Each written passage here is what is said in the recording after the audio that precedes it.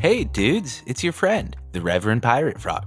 Come join me in the circle with my bearded brother, Howlingbuds, the poet laureate himself, Stoney Alpinist, and of course, the better half of Frapple and my friend, Johnny Apple. Pass to the left and let's have some fucking fun. There we go. All right, just so everybody is clear, just let's get it out of the way now, because I know how these episodes start because I'm the one that edits them, and these guys straight up fucking suckered me into leading this episode. So everybody listening now, let's just get it out of the way. It's going to be a fucking shit episode, except for the fact we got my friend, the fucking big green guy, to join us today in the circle. Big green guy, how are you, buddy? How are you? I'm doing really well. Thanks for asking. All right. How's everybody else shut up. doing? No. Listen. Oh, listen. sorry. This is my show. I'm in charge. Shut up. Stoney is also joining us. Good evening, everybody. No. That's enough. That's See, enough there we out go. of you. I know how you like to talk. Hush. I just whizzed one in Hush. on you, Johnny. Just a couple. Hush. Howling. I don't care. Rev, how are you, buddy? I'm I've missed you. fantastic. I missed you You too, have buddy. you have the stage, my friend. I like. Well, it. that's very kind. I have the least to Apropos. say. Very Well, how are you, Mr. Apple? Yeah, how are you, Johnny? Who how are they cares treating you about on the apple? inside? No, I'm rotten, man. I'm rotten. That's No. This was the most ridiculous episode entrance to ever, whatever it is, man. I'm just, All right, take two. I'm Yeah, super right. excited to have everybody here. We got Stoney, Howling, Rev. We're all here. I'm here, and we've asked the big green guy to come join us. And I am so excited. So excited. I even asked everybody, like, I wanted my dad because we're growing the sauce, man. Yeah. Both of us. I planted some of the fem seeds sauce, and Dad's got them at his house. I've got them at mine. And man, I wanted him to come on so like you could explain it to him. And then I didn't. I just want you to have the fucking stage, man. You kind of made it seem like it was the rest of us who were like, no, don't have your dad on. And that was not the case. No, it wasn't. No, I do. I would love to have to have the green guy and my dad have a conversation, because green guy, I know you have a lot to fucking offer in the realm of breeding and medicinal aspects to cannabis. You're in tune to more than just like the recreational aspect of it, and I feel like the old man's missing some of that. And with him growing the sauce now in his 2x4, I wanted you to be able to, like, I don't know, fucking smack some reality into him. All right, give him that 5-second elevator pitch. Not even that. Like, you had like an 8-minute video on Instagram the other day. You had a super fucking migraine or whatever. I would love to say I sat there to the end of the fucking 8-minute video, but I trusted you enough. I got like 3 minutes in and I'm like, yeah, I know this is where it's headed. You want to just, I mean, you could talk for 28 minutes if you want about that experience, but tell us, like, the sauce was bred specifically for what reason? Well, the sauce. So a friend of mine has a cut of cherry pie that he's had for a long time. I want to say 14 years now, and it's like one of his prized cuts. And I've been trying to get a cut of it off of him forever, but he just won't give it up. So I had asked him. I was actually in the process of feminizing Odin Sons, and I asked him, hey, I know you don't want me to have a cut of this, but can I pollinate a branch so I can try to bring the cherry pie that he has into an auto form? So that was where the whole thing started. And when I grew out the first generation, now they're all feminized seeds because it was a feminized project. The first generation is going to still be photo periods. So I grew out a few of them and I wanted to try them, and they were all very similar in the effects. But one thing I had noticed over everything else was how it made my head feel. So it's like if anybody's ever smoked headband, it's like that, but opposite. So instead of feeling tightness in your head, it actually feels like there's something inside of your head that's relieving the pressure. Yeah, I mean, I And was able to watch it. I was one of those that watched all the way through, and you Like a decent person. like I'm sure a lot of people did, but It's good to know Johnny only lasts 3 minutes, though. It's a cheap date. yeah, it was visibly like you could see the affect on your face as it was. You could see the experience happening to you. So keep going with the headband, because then it's a great explanation. You gave it actually in the midst of all that, which I thought was incredible, because you were under the grips. And that's part of the reason I wanted to set the stage with it. It's like, this isn't just a video where you were like, hey, you know, I'm just gonna yeah, like here's kind of what the effects that you might feel from it. If you haven't seen this and you're listening to it, go dig it out, because you see someone in the grips of one, you know, of a migraine headache. There's no way that could be faked or acted.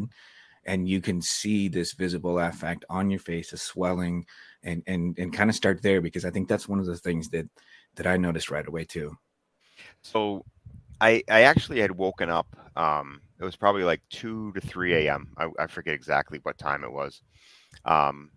And my head was just throbbing. And my go-to has always been, I just reach over, I have in my nightstand, and I grab a bottle of pills that have, you know, I have that seem to work somewhat on the migraines. They take a while.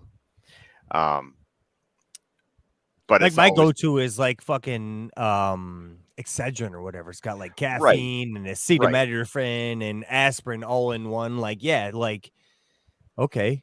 Exactly. So that's the kind of thing that I will automatically reach for. And it's because I was diagnosed at 11 with migraines. Jeez. So I'm 46 years old now. So I've been dealing with them for over 35 years. That was when I was diagnosed with them. I actually was suffering with migraines for years prior. They just didn't know what they were.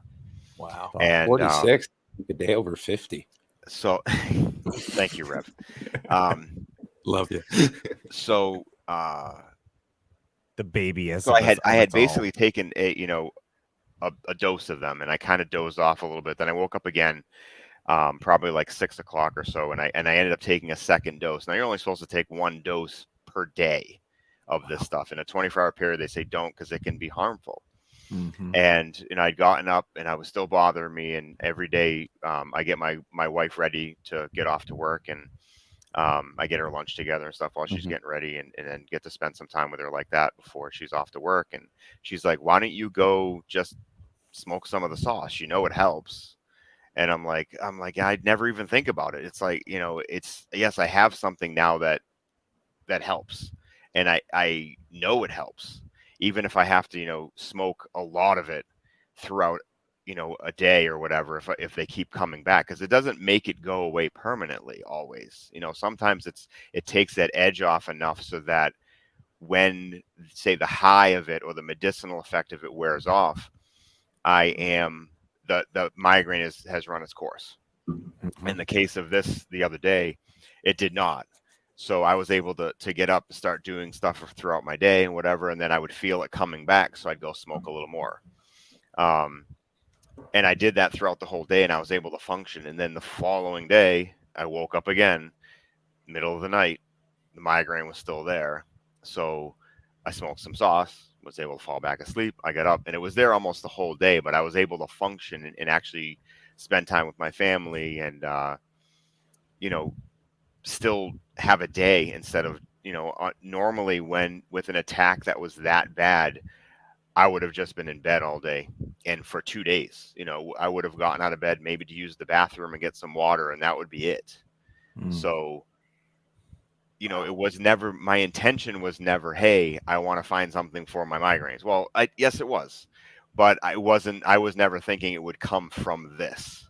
From cherry pies crossed with Odinson's. Yeah, that was an accident. Odinson's does have pain relieving effects to it. It's good for like lower back pain or like muscle pain, things like that. But it also makes you really stupid. So the sauce, there's definitely a high to it as well, but it's a functional high. And one of the cool things in the photo period, when it's flipped to 12/12, it's 56 days and done. That's 8 weeks. That's an 8-weeker. Like, it's done. I've taken it longer. I've taken it to the 70-day, and beyond. And it doesn't really change anything. It gets a little more dense maybe, but that extra 2 weeks is not worth the extra wait, in my opinion. And I want that kind of medicine for myself right now. I don't want to wait, another 2 weeks. I want it now. I can have it dried and starting to cure in those 2 weeks. You're seeing amber at that. You said 56 days. 56 days. Yeah. Yep. And you're seeing amber. Yeah, I'm seeing that what I like to see, and that's usually between 5 and 15% amber. I am. That's how I like to see. Man, I just need to see some ambering on some bigger heads. Right. Mm-hmm. Not like some of the sugar leaves. You're always going to see amber on those, like almost immediately. Seems like when you start to look at them, it's like, oh yeah, there's amber. No, but when you look at like an actual bud, if they're mostly cloudy and I start to see any ambering, it's like I'm good. Oh yeah, that's perfect for me. And I like it. I mean, I like it at that 56 days. Now, obviously, the longer you take it, the more amber you're going to get, and it's going to have more of a heavier couch locky high. Wow, but fuck, man, I don't want that. I think Johnny's mind just exploded. Well, it did, because now I got the fucking haze. I was gonna say you have haze for days. You got haze for days. You've got like 12 weeks, dude. Shit, dude, I'm screwed. But I like it at that 56 days because now I can smoke it throughout the day and I'm functional all day long. So I am continuing it and going to be making it into an auto form. What I really want to make sure I can focus on is, as I move forward, the medicinal effects are remaining in the offspring. So I have a mom that every single time I've grown her out, it's the same. Yeah. So I know in the seeds that I made and the ones that I've grown out of that, the medicinal effect exists in 95% of them. I found a couple of them that are just like they usually look a little weird. That's why when I released it, it was just kind of like I did the crosses, and then the sauce is kind of like an extra thing for charity and whatever. Yeah, that was that about a month ago now, right? Or that was an awesome. Yeah. It was I know it was white sauce, applesauce, and blueberry sauce. Yeah, yep.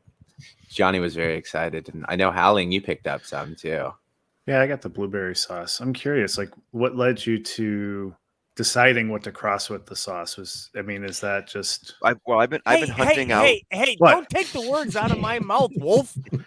Oh, were they going to be so fucking eloquent? I doubt it. No. Don't you? No. No, it was going to go something like, hey, so what the fucking, tell me about the shit with this stuff. Well, we need that too, but we also need an occasional good question or people tune out.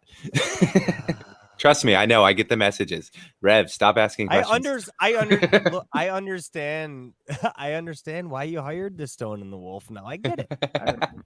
I get it. It's like guilt by association, but positively. Anywho, sorry, Howling.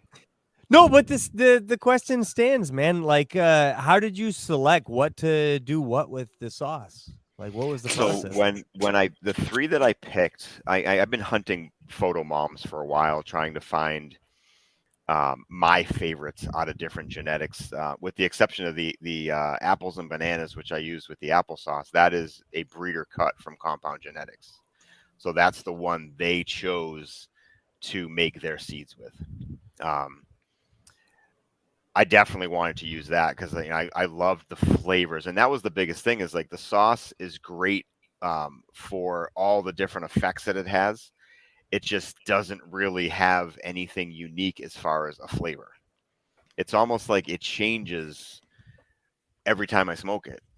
It's I don't know. It's almost maybe a mood thing or something. I'm not really sure, but I wanted to kind of expand on that a little bit, and also you're saying bring that about the sauce.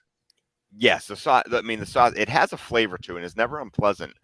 I want to clear the air here, because you've sent me the sauce one time and you're like, well, what did you expect from that? And I felt guilty because I felt like I had tried it at a time in my life like that I really didn't get to experience it. And then I had experienced it, and right?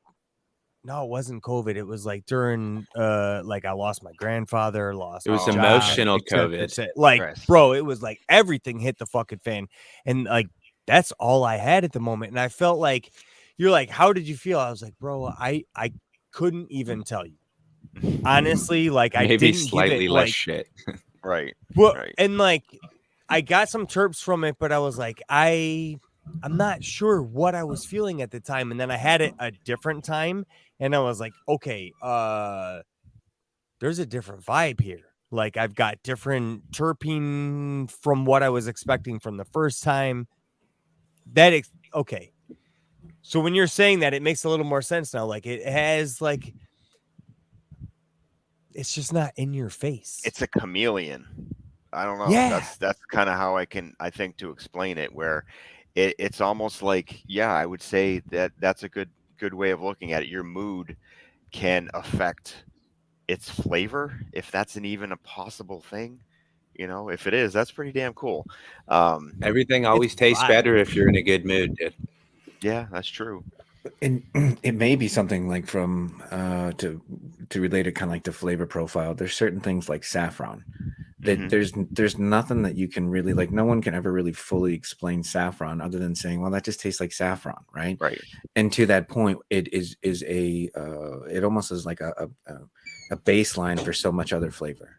And so often there's so much other things going on in there, but yet it's there. And sometimes it's so subtle that you didn't even know it was there. And sometimes it's Right. like, wow, it smells like a flower, like it's right in your face. And so there's a few other flavor profiles that it does that. And to your point, they act like a chameleon. They just kind of bend and flex within whatever else is there, which is interesting that like you put a bunch of fruit on top of the others, in this latest round to balance or bring a lot of that up there. Two of them, yes. So the blueberry sauce, a lot of them are tasting like the blueberries, like that blueberry muffin, like but not the little small blue, like the fat chunky blueberries. There's a difference between the little teeny ones and the big fat juicy ones. It's more like that. Blueberry muffin. That blueberry muffin was spot on. Fucking blueberry. Like I didn't know how else to put it. Like, oh yeah. Johnny, tell me about it. I don't know what else to fucking say, but like it tastes like fucking blueberry. Yeah. Is it like the sweet goods, those bakery notes, those like buttery? Yeah, because it has that buttery, creamy. It's like a fresh baked blueberry muffin. Yeah, that's just. Not the little flavor bits that are blue, right? It's not like a blueberry pie where there's a bitterness. No, it was the muffin where it's sugary. Awesome. Blueberry, sugary, and buttery. Those go very well together. Yes. Well, and that makes a total amount of sense as we think about the sauce when we were talking around it being like the chameleon, like with saffron or something along those lines. If it creates this sort of baseline flavor, and then you're packing the blueberry on top of it, that is such a floral note in the berry world, which is interesting because you said you kind of got there from cherry pie, and it makes a total bridging sense between the two of them, that it would sit really well in that cherries and sort of berries flavor and mixture. So very cool. You might have hit like your mute on your muted mic himself. or something. Yeah. You're unmuted. You might have unplugged your mic. Yeah. Ladies and gentlemen, this is your average brewery. So we're just I'll take this. I figured it out. It's fine. I figured it out. It is. We are an infection. How we do it. This is how we do it. He goes on all the great podcasts and he's completely flawless, and then he comes on Yag and unplugs himself. I was choking on water. I had to mute myself. Now I'm back. Everything's good. Hey, next time choose the water. Tony, as far you as don't have to explain yourself. Blueberry and the apple was kind of where I was thinking with those, maybe pairing with the lineage of the cherry pie. Mm-hmm. Odin's Sons can have a fruity flavor profile to it as well. So I thought those things would really mix well. The one that was kind of the outlier, and I wasn't sure how it would mix, was the white sauce, which is the cream by Irie Genetics times the sauce. So what the pheno that I picked from the packs of the cream that I grew out actually tasted like a cream soda, like a root beer float, but using cream soda Holy instead. Wow. Yeah. So it has that vanilla ice cream kind of thick, creamy flavor to it, as well as it's like a cream soda. Like, I don't know Now, how is there else like to... is there like a cookies in the lineage to that? No, there's not. No, there might be further on down the line. He only goes back to what the parentage is of that. Okay. And that is ice cream cake to his Arise. Yeah, I think vanillin comes in quite a bit, and that's it's a really potent vanilla aroma that comes, and that's one that sticks with some of that old lineage. It's the vanillin, yeah, and So that's what brings a lot of those just, dairy notes. it was really cool, and I was actually growing one out at the time for more just personal smoke for myself, and I'm like, you know what? I'm already doing the reversal. I'm going to hit this and then see. So I only pollinated a couple branches. That's why I didn't have that many for the release. Because I wanted to grow out some and see, all right, how does this mix? No, because who knows, cream soda and cherry pie may not like each other very much, you know, and it could have just been just nasty, you know. So I wanted to, you know, grow some out myself afterwards, and then try them out and see how they are or whatever, and it was good. Like, a lot of them have that cream soda. It's like almost like cream soda and some vanilla and others, and then it has both, you know, as like mixed in all together. So it's nice. Yeah, I think those kind of those flavor profiles that set the stage, like they kind of need something else to give a balance to it, right? Like it's almost like one of the oldest tricks that my mentor taught me is that you got to put a little bit of salt in the sweetest things, because the brain kind of needs some sort of balance to understand it. So when you have all of those vanilla flavors, those vanillins, and really just subtle undertones of things, to put fruit in there, to put things that jump out, will probably bring out some of that cherry pie flavor that comes too. Right. So, right. I mean, I wouldn't mind like a cream soda with a cherry on top. Yeah. Sure. Yeah. No, I think scoop ice cream, cherry on top. Cream soda is really good. Yeah, and it's one of my favorites. Yeah, it's fantastic. And that's everybody that got the white sauce. I was like, you need to pop these like right away. This is something special. Like, you need to do this. It's the heaviest yielder of the three. Wow. Followed by the blueberry, followed by the apple. So apple's always coming in last. There's not a huge like gap between the That's three. the one you gifted me for my birthday, right? Because I think I had ordered sauce, the blueberry and the fucking apple, obviously, and you had gifted me one, the white sauce. I think, yeah, right. Yes. So that's I sent that along as well. Yep. All right. He's taking notes. He's and like, now, just to clarify, these are all feminized. Yes, feminized photo periods. Oh boy. You can literally hear the gears turning in his head. Well, I mean, there's all this delicious flavors and all this stuff to get everyone excited about it, but to take it back to sort of the medicinal aspect of it too, because I mean, the flavor profiles are incredible, but for its medicinal impact on it, I know that, and that's carrying over with the majority of the offspring. Nice. So the migraine relieving effects I'm still finding in a good majority of the offspring, whether it tastes like one parent or the other. Or both combined, you know, so that was really exciting. Now with the cream brought an extra punch, so the high is more intense with the cream, but the cream is also more narrow leaf leaning. The blueberry muffin kind of is too, where the sauce I would say is kind of like a 50-50, and the so the blueberry, it kind of I would say keeps that 50-50. The apple's a little bit more on the broadleaf side. And with those come the length of time. The white sauce takes, you want to bring that to 10 weeks. The blueberry I've been pulling around 60 days. And then the apples and banana, same thing, 60-65 days. So there you go, Johnny. right in that middle of the row kind of thing. But the white sauce, you definitely want to take it a little bit longer because it is more narrow leaf leaning, especially if you get one of those phenos. But the buds get nice and big and dense and just frosty as all get up, and they're beautiful. I've heard you refer to those narrow leaf phenos as the prized phenos. No, I don't think you may have me confused with someone else. Oh, bummer. No, I'm Johnny, still stuck on him saying. No, I'm still stuck on him saying at 60, 65 days. Was it the apple that you said? There you go, Johnny. Was it the apple, or was it that it was 60, 65 days because that's all I can pay attention to? That's what I'm curious about. Neither. You were saying how nice it was that the sauce was done quickly in 58 days, and he told you that 56 that you had 2 of the strains that went 60. So I was saying, there you go. You have something that finishes fast. Oh. Yeah, so to put it mildly, you were wrong, asshole. Wow.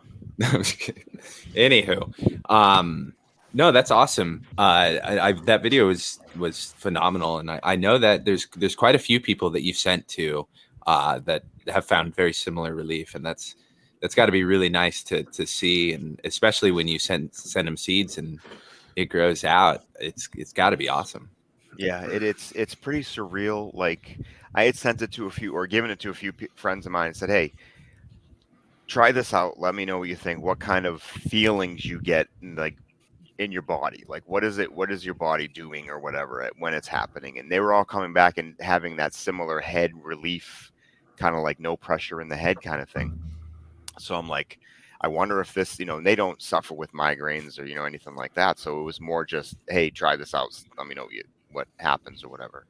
And it was actually Captain Autoflower was talking about his wife on their podcast one time and how she has TMJ, lockjaw. And I'm like, hey, I found relief from this with my migraines. Can I send you? Are you okay with me sending you some and have your wife try it, see if it helps her? And he's like, yeah, of course. So I sent him down some stuff, and he gave it to his wife or whatever, and she smoked it. And like he said, you could see, similar to the video that I had done, he said you could see, like, in real time the relief she was getting, and like her face just relaxed. And awesome. He said it lasted not only that night, but the whole next day for her. Wow. So I was like, okay, this is something I need to continue exploring and working with and continuing with. It was at kind of that moment, and then I sent it to a few other people, migraine sufferers and people, and they are having similar results. So I'm like, I can't not do this, and I wanted to get it out to as many people as I possibly could. So that's why I just did it for super, super cheap, so that people could get it in their hands, and then the proceeds go to charity. So I was going to say, before we moved on, I wanted to say you mentioned briefly the charity. We'd be terrible people if we didn't cover what charity it was, at least. I ask you a question as you're lighting a joint like a professional motherfucker. Like a pro. So it's Cause for Pause. They're a nonprofit. They're kind of a community run thing that is out there to help basically no-kill shelters throughout the United States. The very first one they did, I believe, was in Washington State. Last November, they did one that helped the Bulldog Rescue in Detroit. And they've raised tens of thousands of dollars for these different, charities, organizations and stuff. And I had donated seeds to them previous when they did their last charity auction, and was there buying. I bought a bunch of seeds and whatever, and it was exciting. And they're good people. One of the people that's been involved with it, Autoflower Dummy, he's a good friend of mine.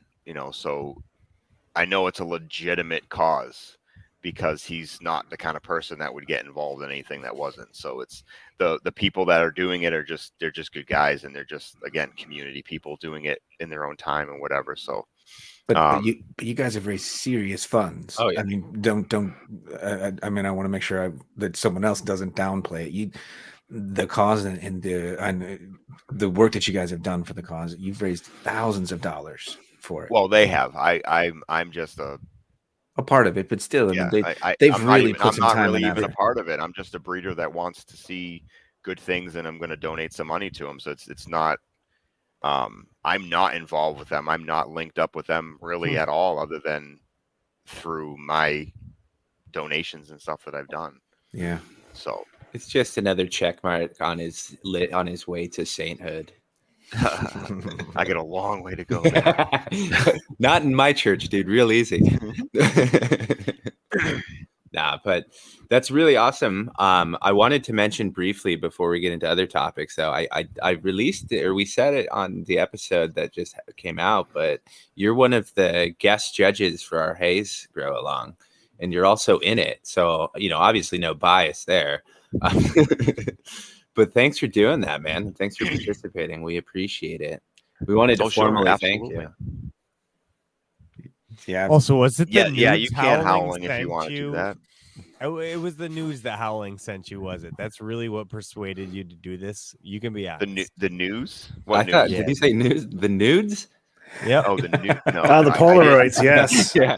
I didn't. Well, I got the one of him in the furry, but I never got anything else. Do you know how hard it is to get that film these days? I know. The furry pictures, especially. He's been banned from all the local. I was going to say like 1 hour photos, but those don't exist anymore, do they? Who's leading this episode? Where is this headed? Oh, shit. But hey, I got one. You know what? Those nudes did me wonders, because not only do we have BGG as part of the Grow Together, a judge, but guess what? You know what? We just got done talking a lot of praise about the sauce, and BGG has offered up a couple packs for a giveaway during this Grow Together. So shit! What a nice dude. I know. I got to take back a lot of things I said.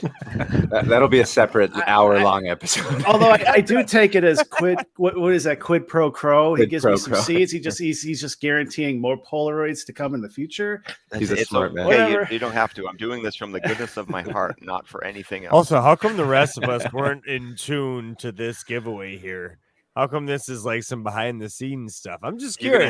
You're gonna have to talk to him about that. I don't know. He's holding. He's running the Haze thing, isn't he? So I figured he's the one to go through. Okay. He's running everything these days. Stoney's a busy man, and you two don't know what you're doing half the time. So I had to go Howling on that. These days, it's like Howling presents Yag. We bless his balls, but he does everything. He's the genius behind the scenes. But I was going to say, Johnny, the reason that he didn't go through you is because those extra seeds he sent you were the giveaway seeds. You just assumed it was for you.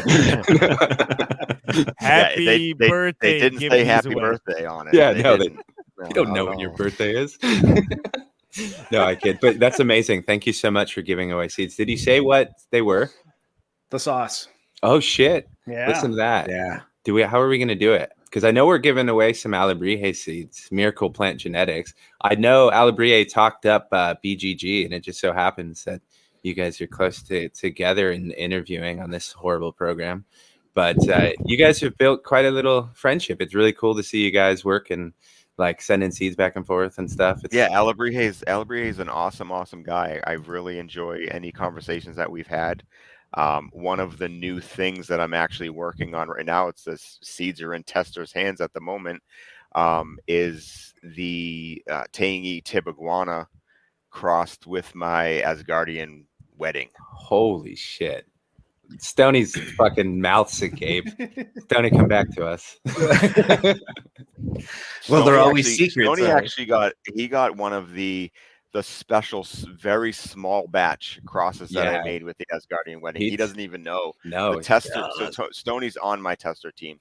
That's why my chin hit my chest, because we don't know these things. Well, yeah, because you don't know. That's right. I don't. Well, I sometimes I'll reveal what the things I'm working with are, but that doesn't necessarily mean those are the ones that have made my cut. So the Tangy Tibaguana times Asgardian wedding definitely has made the cut, and it's in the hands of testers. Some of the people have popped them already. Like I said, Stoney, you did not get that one. You got one of the smaller batch kind of things that I'm excited about. And I know Rev would be super excited to know which one it is, but I'm not going to reveal that yet. It's in Seoul as of today, so yes. I'm incredibly jealous, but also just to quick interrupt, Where's my? No, I'm just kidding. No, I think that's awesome because I was gonna say, Stoney, we were he was gonna do photos and all this stuff, but your special small batch curated bullshit fancy terms got him to do more autos. So it's it's sweet when that man changes his mind. The auto world thanks everyone. Thanks me, I guess. Yeah. Right? Well, I for sure will want to thank you. You sent me some pollen specifically. Was that I did. Yeah, what was that? That was the same male that I just used for all of these crosses. So these are regular seeds as well. Exactly. No, so you sent me that, and we had talked. Like I reached out, and you fucking sent it in the mail. Like, yep, it was here like 2 days later. You're the man for that. I would just like everybody to know that much. I wanted to dust my hella jellies with that. Now I was a little nervous. I'm not gonna lie. I opened that pollen sack inside of my grow room. Oh boy, dumped that little pollen right there in my entire grow room. Hella jellies growing. I had my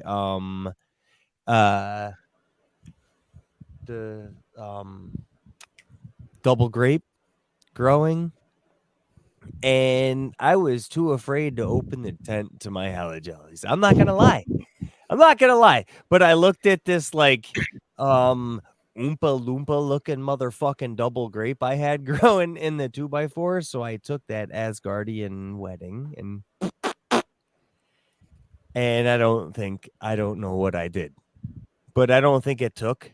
I had messaged you specifically. What do you look for? How do you take male, let's call it pollen for the sake that's of what it is. PG-13? Let's call it by its name. What it is. Yeah, okay. But the vulgar in me wanted to take it somewhere else. But okay, we'll call it pollen. All right, we'll call it nodding. We'll call it pollen. We'll call it pollen. How do you talk us through this? Okay, well, see, the breeders have two ways they typically will do it. One way is you basically will grow out a male to fruition, and you'll collect the pollen from that male, and then you'll do what's called dusting of a female plant. You can either do that by isolating just a single branch, or by putting it in front of your oscillating fan or whatever fan you have in there, and just let him blow the pollen all over the female. Now, the little vial that I sent you was probably enough pollen in there to, I would say, make 50 to 60,000 seeds. Yeah. There was the only way that it would not have been viable still, because I do put desiccant packs in, like the little beads that were in there. Those are to keep the pollen from getting wet. Would be if the pollen got wet, if the pollen got like too hot, or if the plants were wet at the time, then they would not be able to receive the pollen, or if the plant was too mature, it would not be able to receive the pollen. So now when you pollinate this plant, the double grape was a little bit farther along than the hella jellies were, because we had talked about timing. Right. And you were like, yeah, this is going to work out perfectly or whatever. And then I got nervous for myself. Like, I was afraid to dust my whole fucking 4x4. But then that's where like 2x4 and that little thing. So, but that was like, had you reached out to me prior to having that panic attack and deciding to throw it on something that probably wasn't ready for it, I would have walked you through isolating a branch so that you would have had no possible chance. Well, I can't say no possible chance. You lower your chance greatly for sure in spreading that pollen to your whole thing. And all you really would have had to do is take a foliar spray, turn your lights off, take a foliar spray, isolate one branch so it's covered with a plastic bag or something, spray all the rest of them. Then you do the opposite. Now you isolate all the things that you sprayed down with your foliar spray, water, whatever. And now you have that one branch that's still dry. You dust that one branch, then you cover that branch back up with a paper bag for a couple days. That pollen comes in, You isolate the rest of your plant again. You pull that bag off. You spray down that branch. It kills any residual pollen that's on there, but the rest of the pollen has already made its way down and is starting the seed process. Okay. So you I could will have done say that, and maybe you would have gotten 5 seeds throughout the rest of your garden, but you would not have pollinated the whole thing. No, I will say I did listen to that advice. I sprayed everything in my garden before even opening that pollen. I sprayed the hella jellies. I sprayed everything in my entire room. I sprayed it down with water, except for that one branch that I dusted. Even the double grape. I sprayed the double grape down. I sprayed my hella jellies down. I sprayed everything down, but I had that one branch that I had dusted with the Appalachian Gold. Yeah. And then, so everything else was wet. And then I took that off, and then I took just this tiny little brush and I hit that seed. Now this thing, you're right. To me, the only reason it didn't take, now listening, is that I didn't cover it up with a paper bag after that. And everything was soaking wet. So as soon as I just hit the pollen, and then I went back to normal after that. Right. Yeah. So what happened probably it was 2 to 3 days to Okay. actually do what it needs to do. It happens pretty much right away, but to ensure maximum seed making or whatever, you want to give it that time to really make sure it gets everywhere. Now, what's the ideal time frame if we're talking about it was too mature? What is the ideal time frame? Are we talking? So for photo period, it's usually around week 3. So right after the stretch finishes, you start to get those pom-poms. That's the ideal time, even on on an autoflower looking pie poms. Yeah, like the big fat, they're just the white hairs everywhere, and it's just a pom pom. Flavor Town, motherfucker. That is the ideal time, and that's when, if you pollinate at that time, you should get your maximum amount of seeds. Anything after that, you're going to lessen the amount. Anything before that, the same thing. So you can make seed pretty much throughout the entire life of the plant, as long as there's still white hairs there. Some of the plants they get really older and they'll start making more white hairs. Those ones are also preparing to self-pollinate in a lot of cases. So when you see that, that's not necessarily a good time. It's not continuing to grow. It's not, no, this thing is in panic mode. It wants to die, and if you don't kill it, then it's going to start making its own seeds because it wants to survive at that point.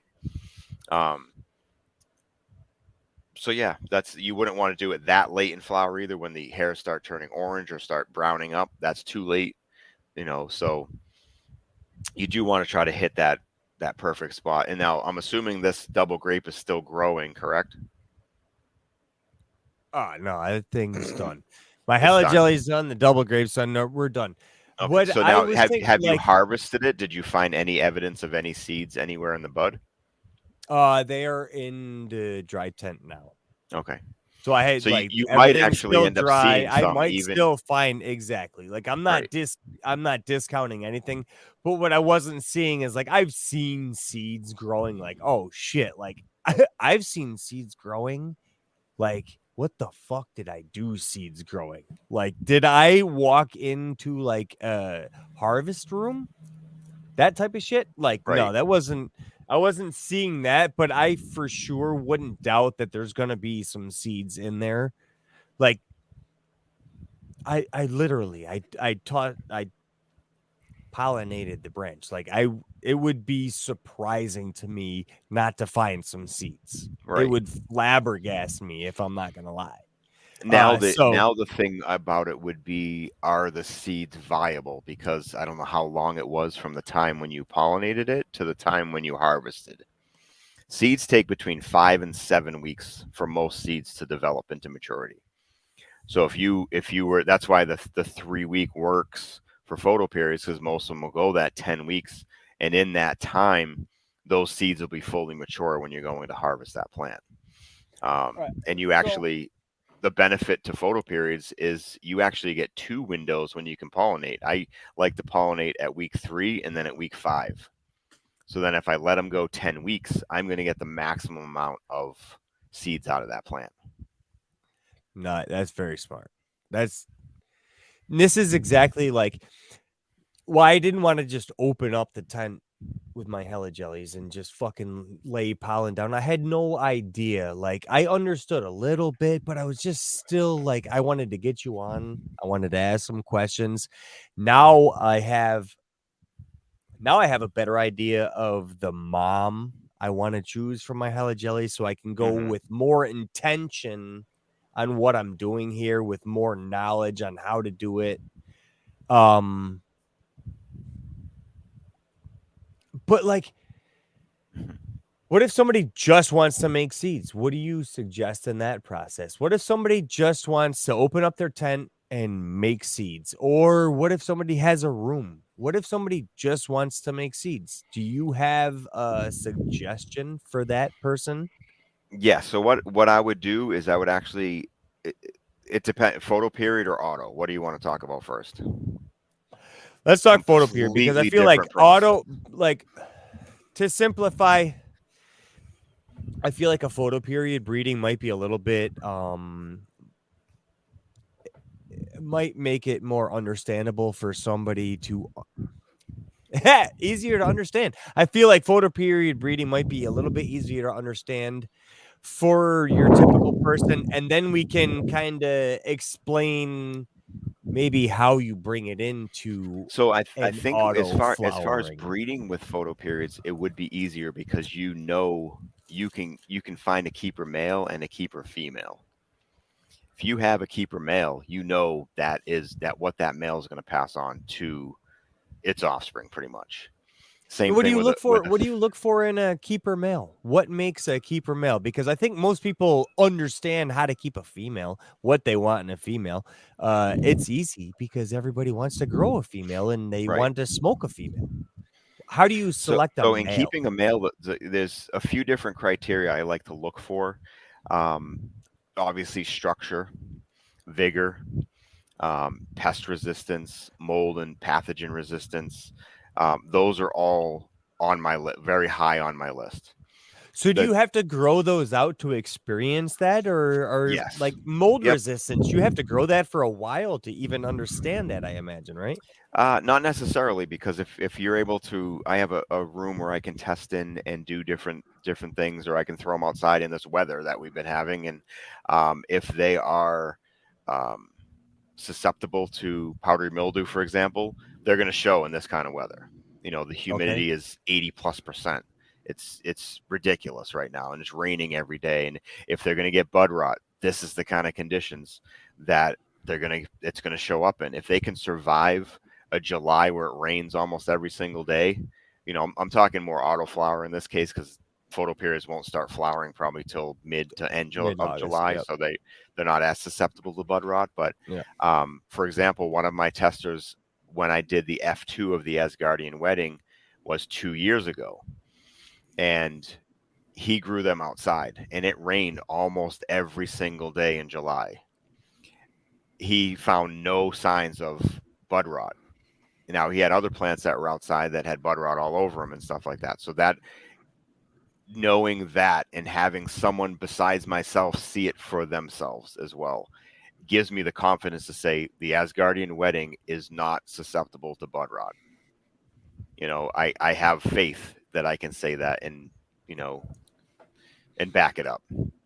So when you're testing a male, you can see, I mean, just like a female, if it's going to get powdery mildew, you're going to see it on the leaves. You're going to, you know, it's be on the stems. You'll see it, that kind of stuff like that. Bud rot, not quite as much on males, because they're usually dropping their pollen. And then they just die. I mean, they do their thing and they're done.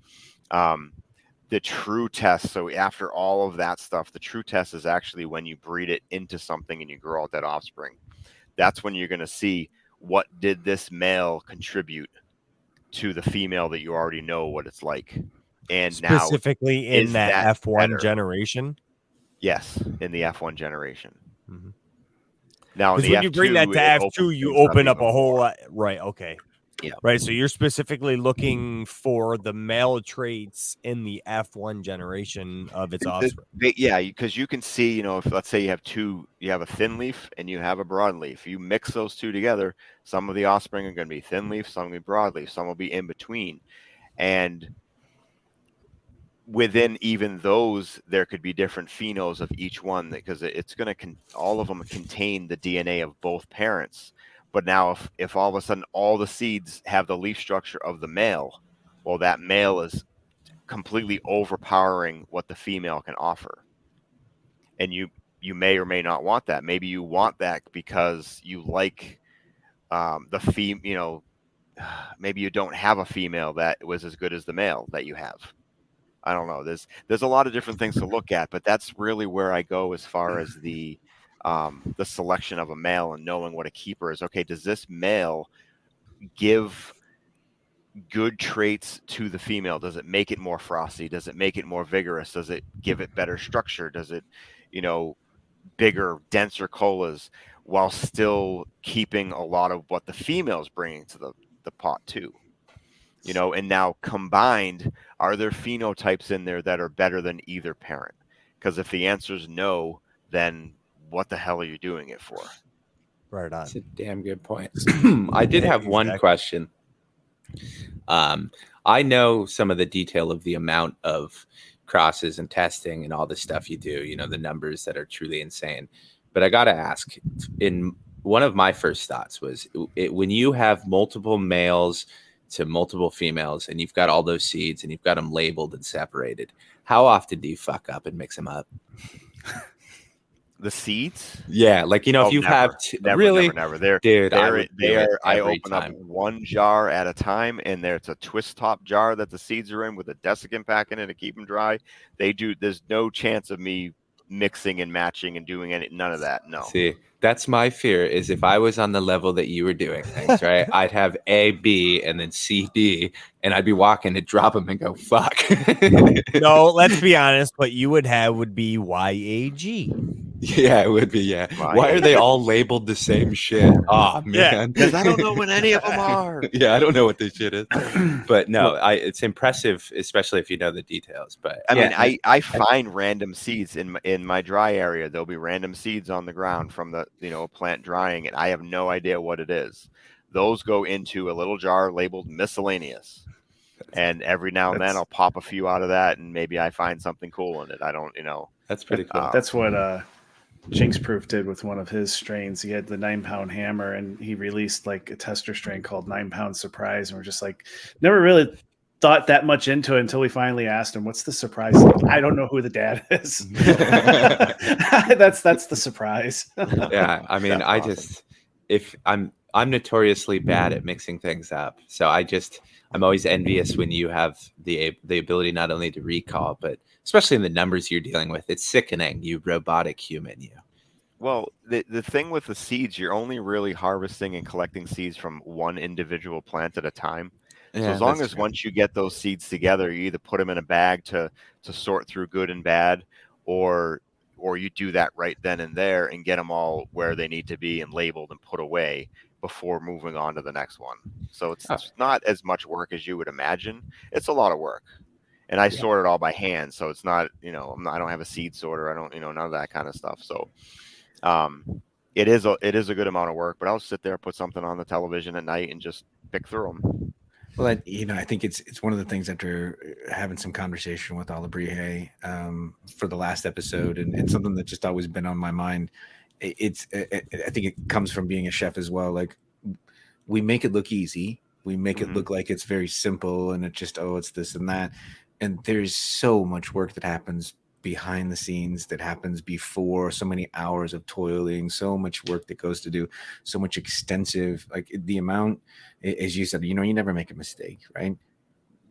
You must have a very extensive collection of plants in jars that are very well labeled, very well understood.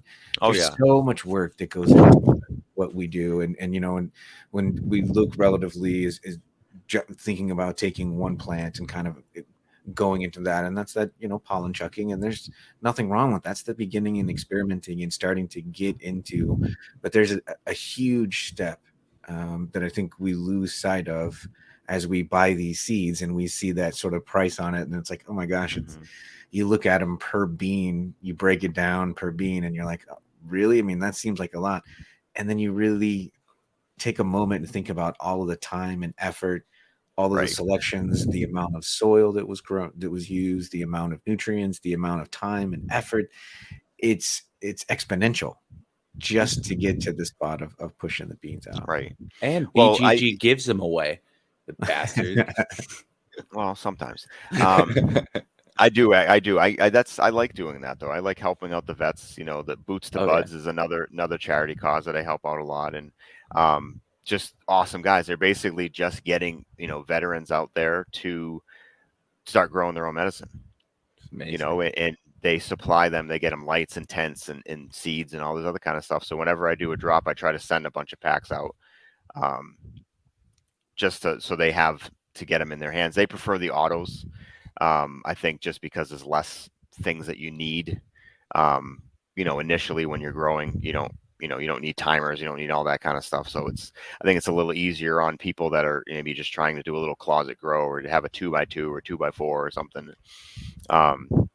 But to get back to what you're saying, you know, it is a lot of work, and it is pollen chucking.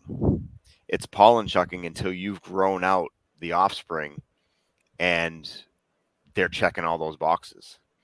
Everything before that is pollen chucking because you have no idea. You can make assumptions of what you might come out with, but until you do it, you have no idea. Like Odin's Sons times Fenrir. When I made that cross, I was feminizing Fenrir. I had some pollen, and I said, all right, well, I have this Odin's Sons. So I like Odin's Sons and grow it out a lot. I pollinated one of the branches. I got those. Some of them went out to the testers. It was actually Mythical that tested the first one of those.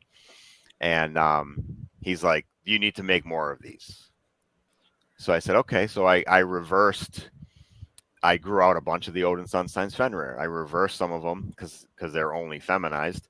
And I tried to pollinate. And I got hardly any seeds. I want to say I got like 60 seeds out of a full pollination. And that happens sometimes. So they were the extra seeds that I gave away when I did my box set that I did a couple drops ago. Those were the extra seeds that went in there. And that's why I could only make 10 of those because I only had enough seeds to make 10 boxes. That's why I only made 10 box sets. People were fighting on the streets over that. They were gone in like 13 minutes. We were worried about LA riots part 2 actually. My knee is still recovering. Yeah, well, it was a cheap shot and you fucking knew it. But no, they went very quickly, and it's amazing because often we talk about how many crosses and pollen chucking things that you've made that just get cut. And I wondered, is there ever something that you see someone else has put time into that you've either thought about and done and you didn't like the way it worked? Or it must be interesting because I imagine the way your mind works too, that you have commonality in a lot of people's breeding. But is there anything that you've tried that you're like, someone else took that too? Or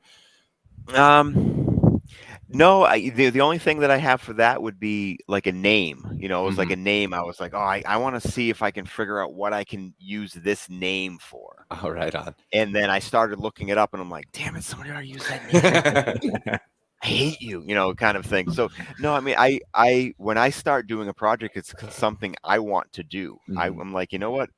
So I wanted to work with the Asgardian Wedding. Badger, he's a huge fan of the Asgardian Wedding. He brought it, samples of it to Hash Bash.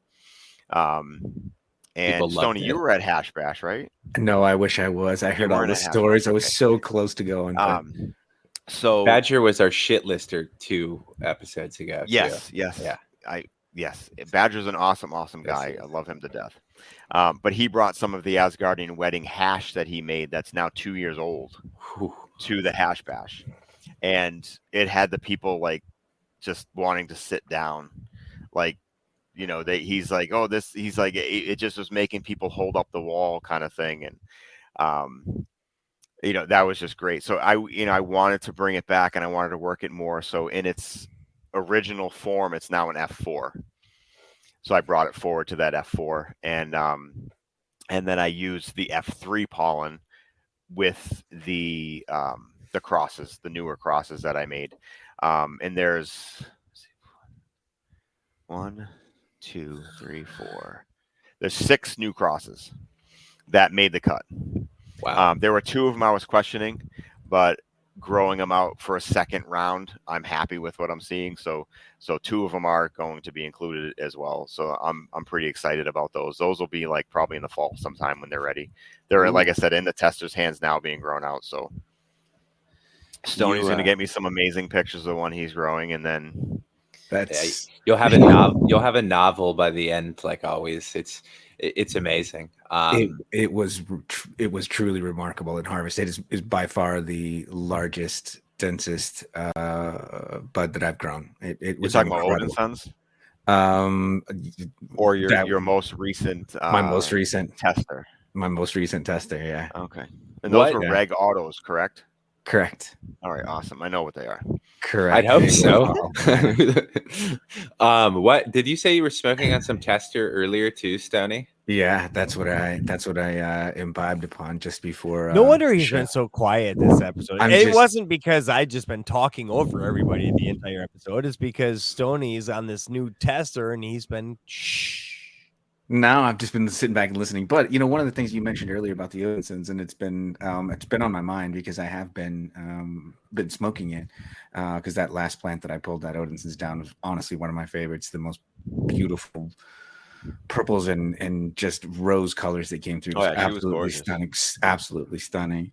But you mentioned that they make you stupid, right? I have something to flip on the head on that one, because I think what it is it just makes me extremely introspective.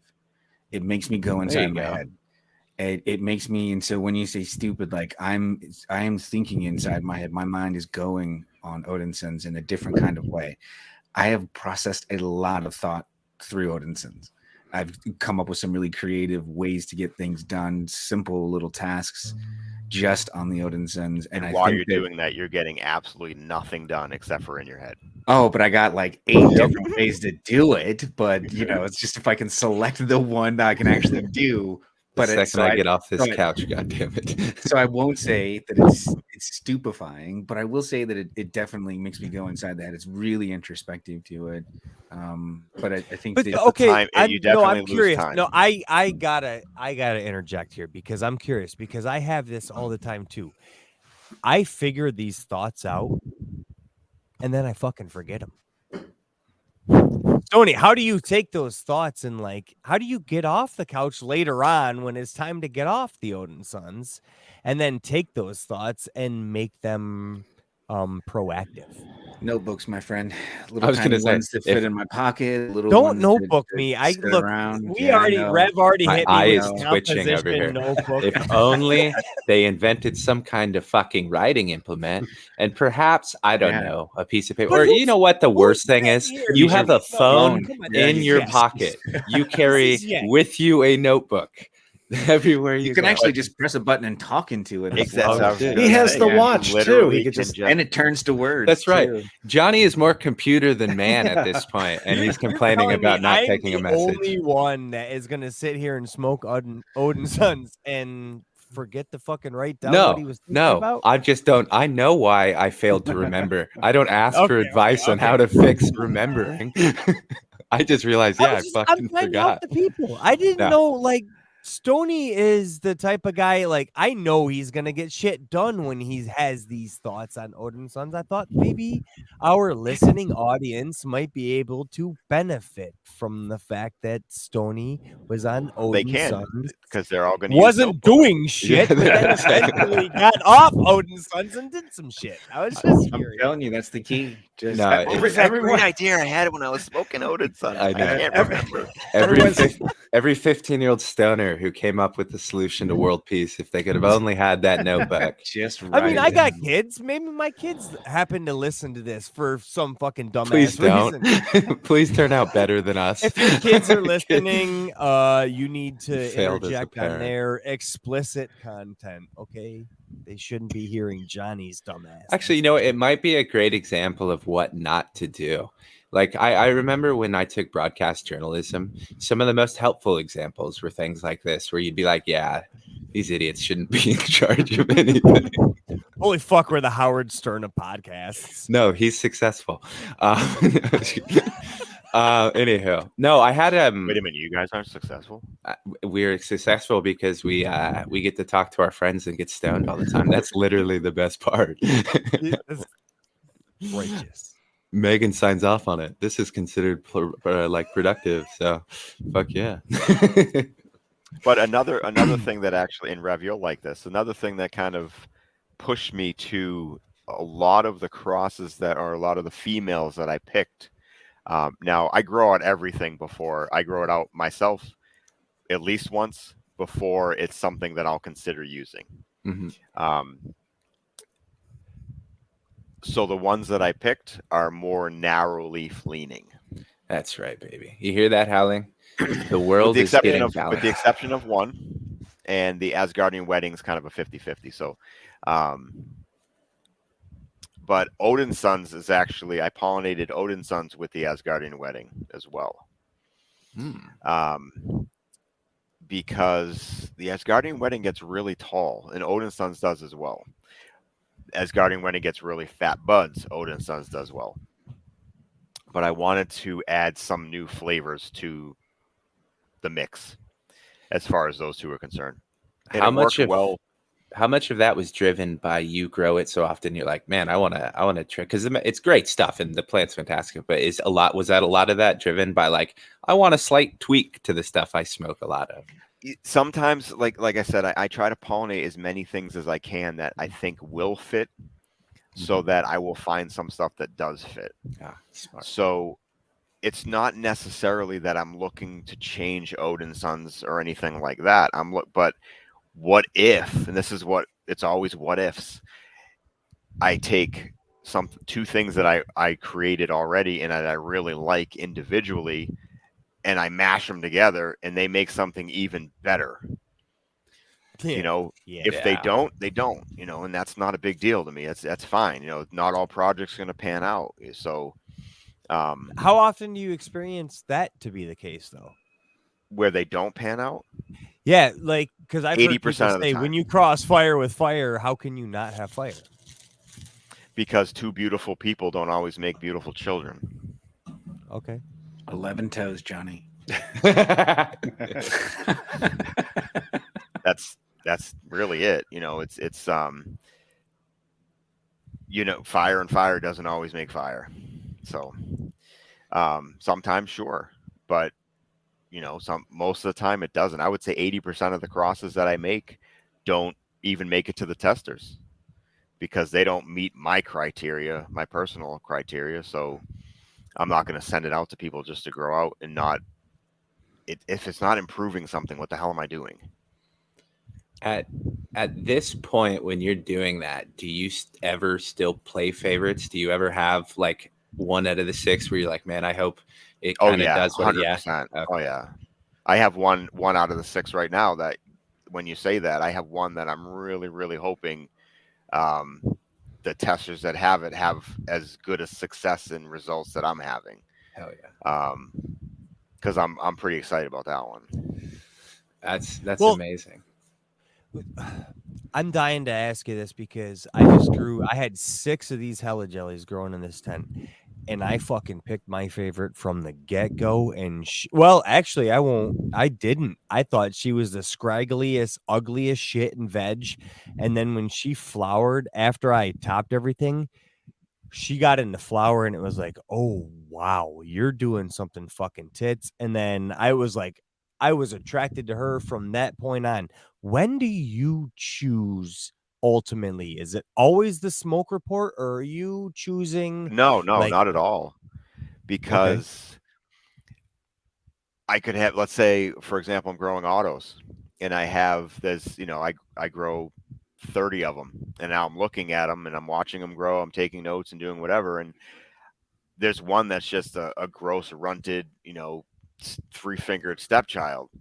But that smoke is the most amazing smoke I've ever had. And well, maybe not the most amazing, because then I probably would try to play with it. But it's, the best out of the group. Mm-hmm. But the thing only gets 6 inches tall and gives me 1/8 of an ounce. I'm not working with that plant. It doesn't matter how amazing that genetic still exists in the rest. So I'll try to hunt through the rest, maybe take the second or third best that has better structure, that's going to give you better yield, that the density of the buds is better, it's more frost covered, so people that like to press it are going to get more from that. It's an easier plant, it's less susceptible to different things, environmental changes and whatnot. And those are the ones that I want to pick. It's easier, honestly, to pick keepers with photo periods than it is with an autoflower, because you find, so for my process with a photo period, I'll just use 10 as an example, but I'll plant 10 seeds. I'll grow all those out. I'll flower all of them out. I've taken clones, so I have a clone of all of them. Then we try them all. I have people, we all try them all. And I'll narrow it down based on input to, the top 4, say, and then I'll grow those out again, narrow that down to the top 2. And now it's really a matter of the intangibles, how quickly can I veg this? Which one has more vigor during veg? Does one finish faster? Does one get denser colas? Is there one that during week 3 needs something a little bit extra to get it over the top, where the other one just keeps going? Are you like stress testing at this point? Yeah, at this point, if there's 2 of them that are so darn close that I can't pick between them, that's when all the rest of the stuff has to come into play. Okay. There's usually one that stands out. There just is, if you'll see, because in say a 10-pack of seeds, if even in F1 generation, there's maybe going to be 5 different phenotypes you're going to find. Sometimes you'll find an outlier or whatever, but it's usually within 5 of them. And so now you've already pretty much narrowed it down to 5 plants. You cut the amount that you even need to worry about in half. And that's exactly what I found. Just to keep track here, that's exactly what I was finding with the Heligillies. I had 10, and I was able to pluck 3 of them because there was whatever phenotype that was, they were done, right, like garbage. And then there was 3 other plants that were exactly similar. Their terpenes were similar. Their growth structure were exactly the same. And then there was a few other outliers in that. That's funny that exactly right. Probably 5 different phenos in that 10-pack. Now, are you doing this hunt just for the female, or do you already know, like, ahead of time what's going to be the male and female of this cross, and you're trying to find the best representation? No, not necessarily. Okay. For what I did for a while was just hunting out moms. So yes, I was just hunting out females. Okay. But I would also look for males, because if there was a male that showed up that just seemed like he had something really special about him, his stem rub was different or whatever, I would keep his clone as well. The trick with keeping photo clones is basically you got to pretty much up. You can't let them stress out, because they immediately they'll start flowering even in veg under 24 hours of light. They don't care.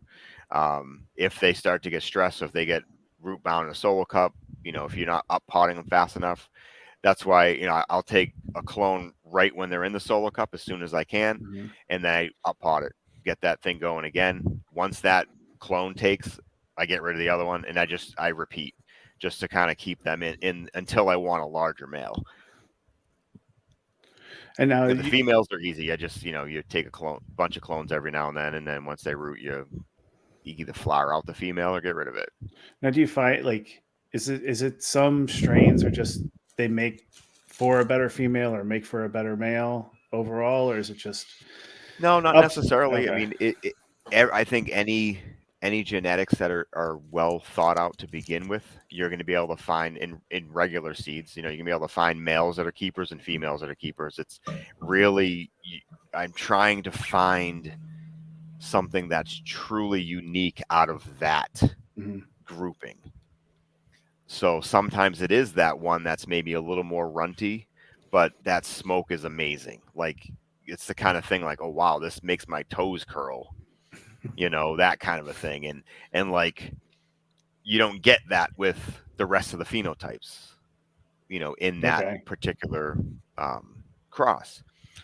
So then I'll maybe can work with that. I know, okay, I have a male that I know if I use this male, he pretty much passes on density to his offspring. He doesn't really add a lot as far as flavors and things like that, but density is something I can give to the offspring if the smoke is really good. And again, it doesn't always work that way, but I know he does pass that trait on to the majority of his offspring. So I could take that small little runty plant, pollinate it with this male, and have that potential of getting bigger plants now with more density and things like that. The male that I used, it's a cross that I made called the Sun God, and I used it in one of the testers, Blackwater, the one that Blackwater just pulled down, and I believe Paranoid Grower is pulling his down, or just did as well. And you got to look at the video that Blackwater put up. But he just ran it through his trim bin.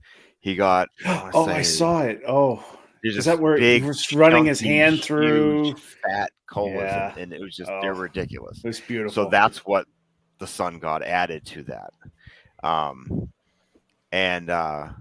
So he did an amazing job growing it out too. But I mean, it's cool to see. And now Paranoid Grower just grew some out, and it's the same thing. So there's two different growers, two different styles of growing, both having great the dudes. same result as myself. So that's what I want to see, in the testing part of it. Are you guys growing?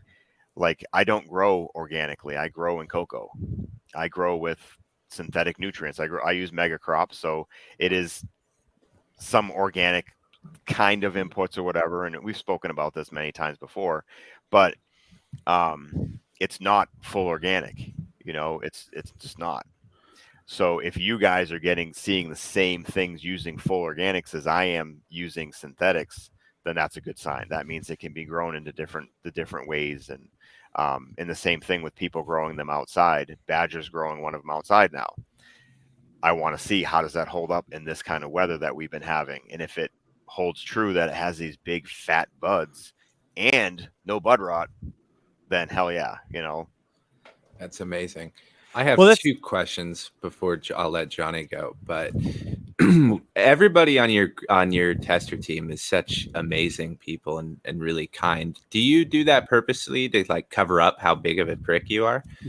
Or... is that a rhetorical question? Yeah, it was. No, you're a great guy. But my second question is, do you have any upcoming projects that you're excited about, or tell us what you got going on or what you're excited about? I don't want to get too far. I would say the Asgardian Wedding line, I don't have a specific name for any of the crosses yet or anything other than the Asgardian Wedding, but that line will be ready in the fall. I'm pretty excited about a lot of those. I'm going to release all of them as a package. Ooh. Or in a package for anybody that wants it. Like that is almost like a, hey, here you go. You can now breed because these are all regs. That's awesome. And make your own crap because there's a lot of stuff to work with here. That's so cool. It's going to end up being, it's basically going to end up being 7 different packs of seeds. Wow. All regs, over 10 per, thing or whatever. That's typically what I do with regs. That's pretty cool though. It's like, here, like amazing. Slide across the table. Like, here is your breeder starter pack. Like, there you go. Yeah, exactly. Right. Breeding And I haven't picked any kind of price point on anything, but I try to sell my seeds. I do them at $35 for when I'm doing my auto seeds, and I do that with free shipping in the US. So they're paying $30 for them. So when I do like a set of them, it's usually like $30 per for this, however many are in the thing. That's how I came up with the 100 for the previous one. And that one was, I think there were 3 femmes, a reg, and then another reg as a freebie in that. So, we're talking about, Stoney mentioned it earlier, how we put all this effort in and that people look at the price of seeds and they're like, oh my God, blah, blah. Well, I try to make that extremely fair to anybody, so it makes it accessible to everybody to grow. It's not, my photo periods, because there is a lot more that goes into those keeping moms, and you have to have a designated place to keep the moms and keep them healthy, and you're taking clones and making new things, and then when I want to grow them out, that's a whole other process. Vegging them out, up potting them, there's a lot more involved in that kind of thing. So that's why I do a little more for those, but I still think it's pretty damn fair compared to what the market is out there. So, oh fuck yeah, I would say that you're more than fair, my friend. especially in a time now where people are seeing more premium things as they're buying seeds, right? And there's a lot more breeders that are selling at a more premium space, and that can tend to like kind of ladder itself up in a really negative space where it's like, oh, I'll just do $5 a little bit more just because I think mine's a little bit more. There's an edge to mine, Right. and then it continues that pace, and then you lose grip and you lose sight. The next thing you know, we're way out of control. So having a price point where you do and the fairness of what you do with the amount of beans that come out with it stands for quite a bit, but it also kind of works to balance the rest of the industry in some odd way. So Yeah. it's definitely a thing. And from a cost perspective, not only are you keeping the price lower for people that are looking to come into it, you're now, as Howling was just saying, like you're sliding the book across the table of here's the playbook and here's all of the plays in it. Now you create your own seeds from there. Like people don't think of that exponential. Right. Yeah. So it's just, it's tough. I think people just lose sight of what it takes for breeders to Well, do. I think the fun part of when you get a set like that is you can take and just grow a couple out, and maybe you get a male and a female. You finish the female out, and if you like that smoke, you know what? You have the opportunity now to keep that around for yourself. You can take the rest of the seeds, open pollinate, and now you have as many seeds as you'll ever be able to grow in your life. Yeah. I'm not saying that everybody should try to be a breeder, but I think everybody should definitely try to breed. It's another aspect of the plant if you have the ability, Well, but that's as a great far one to as circle. going out there and throwing seeds at the market, that's not everybody should try to do that. I mean, it's not good for the market for that to happen, but I would never discourage anybody that wants to take it serious.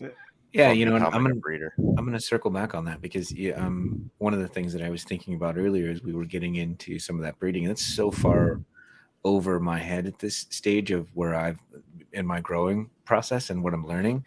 To think about that and delving into breeding just seems really overwhelming and daunting. And I think in the industry and now in a community where there are so many entry-level growers coming in, to think about that sort of breeding process, there's probably not a lot of them, but to hear you say something like, I think it's really important for every grower at some point to make that step, to make their own seeds.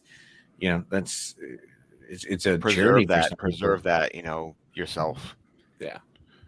And I like, I like that there are more breeders like you that are introducing great medicine at that price point, because when new growers start, they see it's a sticker shock when you look at the price of seeds. And so then they get they compromise on what they would buy, and they think Right. that they may not be able to get really good medicine, and you're proving them wrong. Like you could release these seeds for $30 and you're going to get some of the best medicine.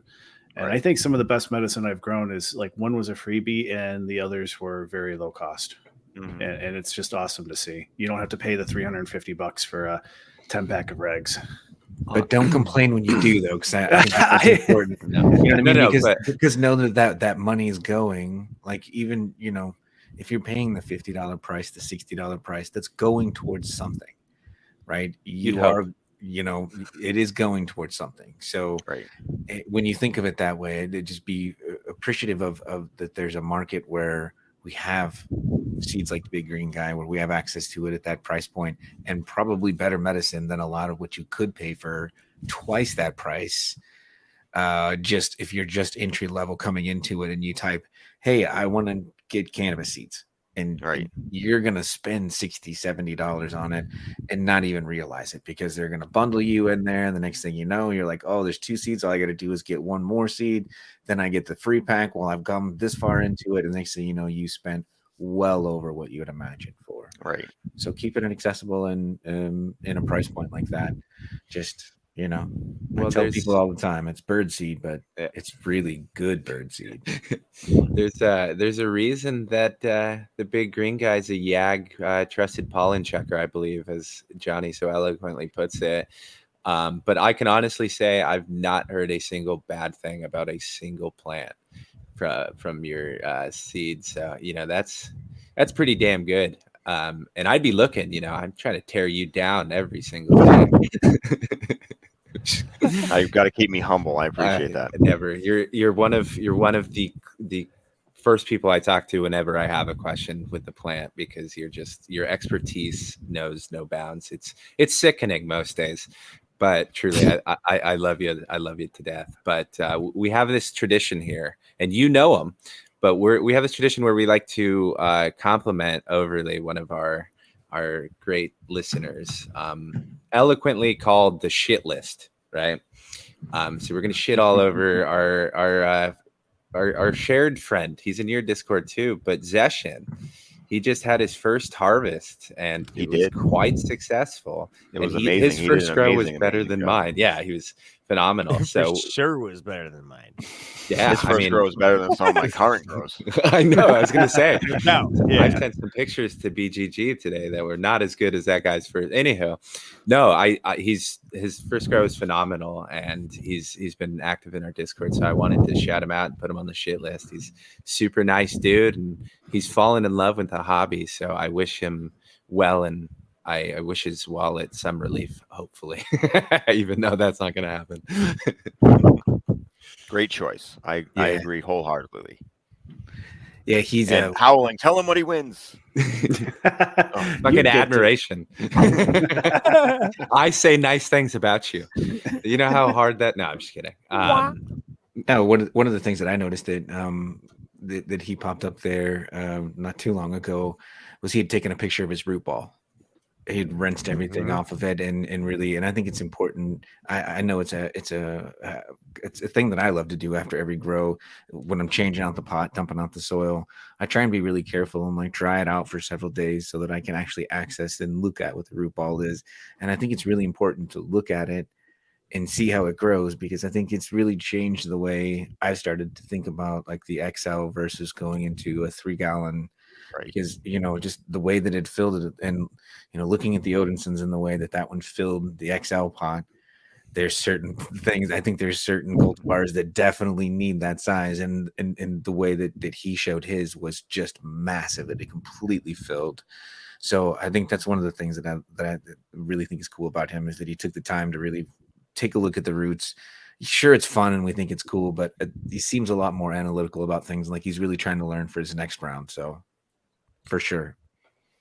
Well, yeah, it's not only that he took the time to take the picture of that root ball, he takes the time. He's in the Discord like daily. He's taking the time throughout his first grow, and he's in here constantly sharing his experience. And I just think it takes a lot of courage, and it just shows a character. And everybody is starting a different process of their grow every single day, and he's there willing to share his experience and offer up his whatever, and it's just, and he's not cool afraid to to ask see. a question when he has Exactly. one, which is important. Yep. Yeah, it's phenomenal, because that's one of my favorite things is you never stop asking questions, because if you know it all, dude, you don't. Like if you think you know it all, I mean, like it's everybody has their expertise, and it's I'm just stoked on it. He had such a great successful harvest. I just know I'm never going hiking with the dude. Oh, I know. Because Jesus, that dude the hikes note like 8 ropes miles that a he's- day. I'm sure he's gonna thank you for that. Well, probably. But the snakes that he's Brokeback posting. Oh, I know. I'm no not way. a snake, dude. He comes I across can't. way too many of them for my On a regular basis, man. And Stoney will it's take him hiking. yeah, Stoney I'm will out. take him hiking and abandon him, fucking climbing up rocks and shit. I know it's a side note, but I'll leave an anchor for him. I don't get looking at a massive mountain and being like, I know there's a trail the back way, but fuck it, I'm gonna climb that motherfucker. I'll just take the hardest way possible, Yeah, the most ridiculously dangerous way possible. I'll go that way.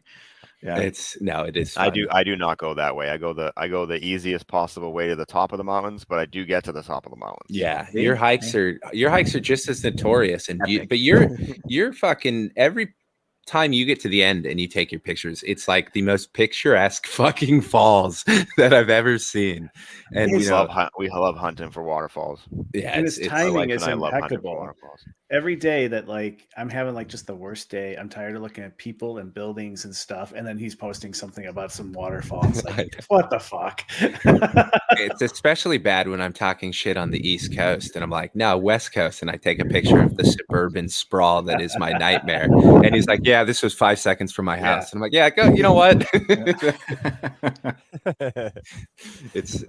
That's true. And whether, you know, that's one of the blessings to all the rain is the waterfalls are flowing just they're higher and flowing more rapidly than I've ever seen in the area. Cacophonous, man. That just sound must be amazing. Campgrounds are closed down because lakes are flooding and they're Wow. you know, taking over the campsites, and it's dangerous to be around some of these waterfalls now too. But I was actually up Johnny's way. Well, not so much. I was down in Ithaca, but and there are some amazing waterfalls and canyons and they call them gorges down there.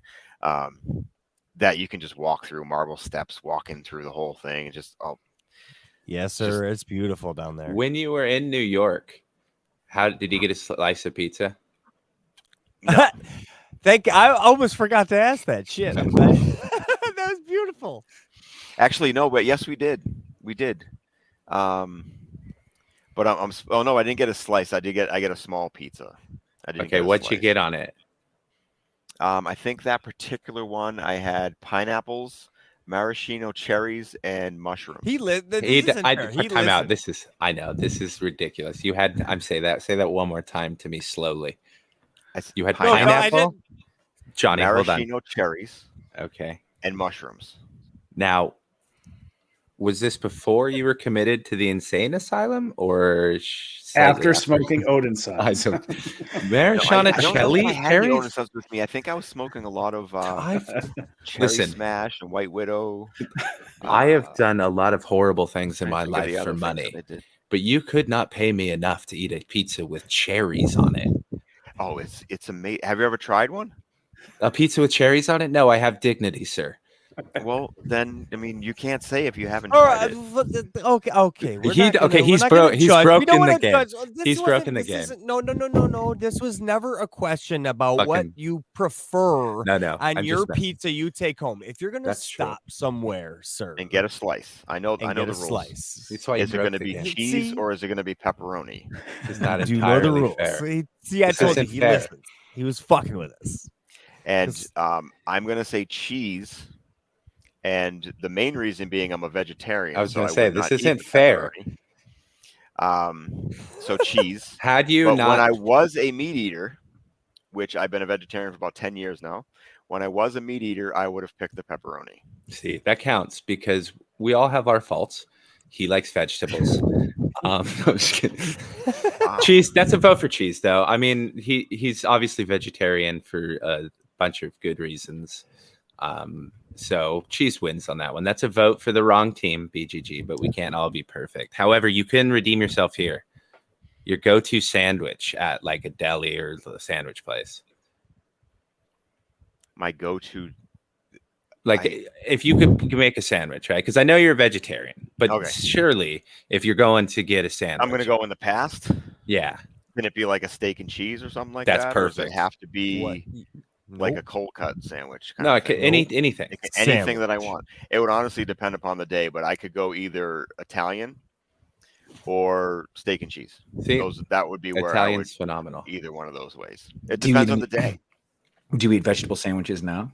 Yes, I'll have a vegetable grinder. Yeah, vegetable grinder. What's on a vegetable grinder? Lettuce. It's lettuce and tomato usually. Yes, yeah. But also you can get them with like grilled peppers and onions and grilled mushrooms.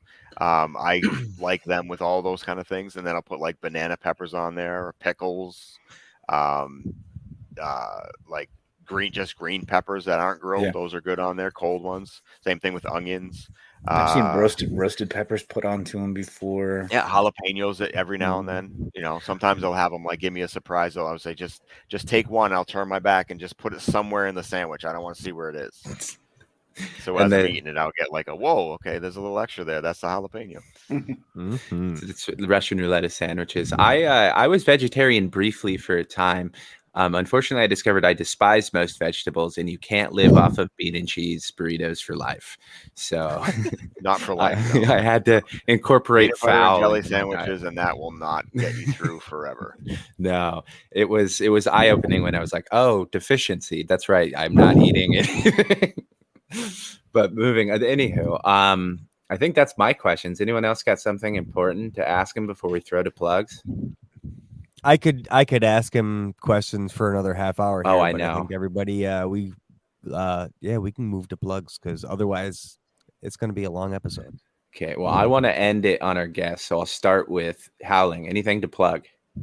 I had a rough week with some stomach stuff, and Jinx Proof, it's fire. I know he grows a lot of things that try to target all sorts of like anxiety and stress and pain, but he never lists this one as covering pain, but It's Fire took away all my cramping. It was amazing. hell yeah. It was like, it kind of felt like watching the video of BGG smoking and getting rid of his migraine. It was just that I would smoke It's Fire, and then my cramping over like 10 minutes, you just feel it wash away. And it's like this feeling of relief for a little bit. And so I've been leaning heavily onto that for the last few days, and I definitely will have to grow it again because I did not do it justice last time, and I can't wait to see it again. You said that was It's Fire? Yeah. Right? That's the cross name. Yep. Nice. Stoney, anything to plug or thoughts to go out on? I think probably most of the plug is I had the opportunity to slip out to an outdoor festival from my grow shop this week, and I think walking around and seeing a community packed full in this parking lot, there was probably 15, 20 vendors at this place. There was food trucks there.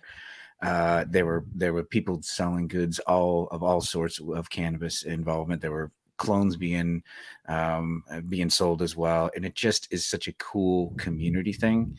So if there are ever opportunities, and I know I always struggle going to those things, just having big huge crowds of things aren't my favorite. I always tend to work behind the booths, not walking around.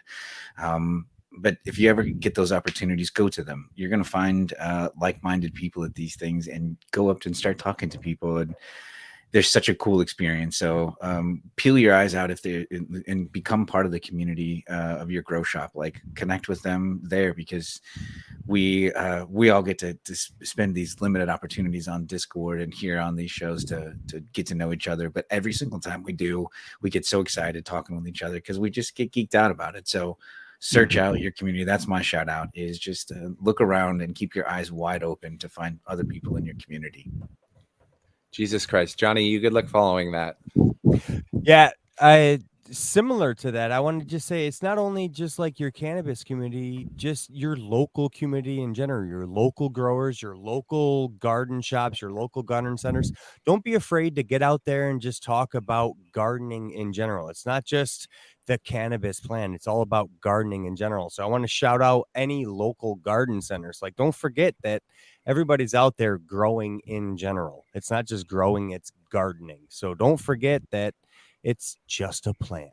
So that's my shout out. What about you, Padre? You've got to have something to shout out that can persuade us to take us home, Rev. Take us home, Rev. Well, no, I'll go with a very simple request. I want to point out that Alabrije was our guest last week, and he has a strain named after a frog coming out August 1st. No real thing other than that, just to mention that, it's a shame that there's not more frog named strains coming out, preferably in the fall. Anywho, BGG, do you have anything you want to plug? So I do, but before that, you know what else? There's not really a lot of wolf name strains too. So I've been thinking of trying to find. I do have Fenrir, which is a wolf.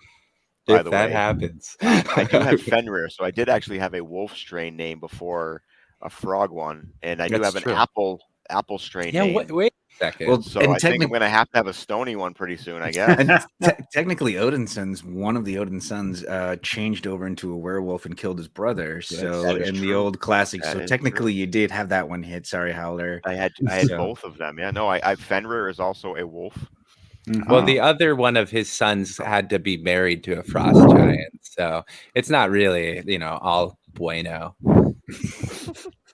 It's all good. It's all anywho, yeah, fine. I had to interrupt it. Stoney, wolf, blah blah blah blah. Apples, yeah. If I'm gonna shout out somebody, it's gonna be my team of testers that I have out there. Not only they're like testers, but they have become true friends, of mine. We don't just talk about breeding and all that kind of stuff. There's people in there that are helping each other through hard times.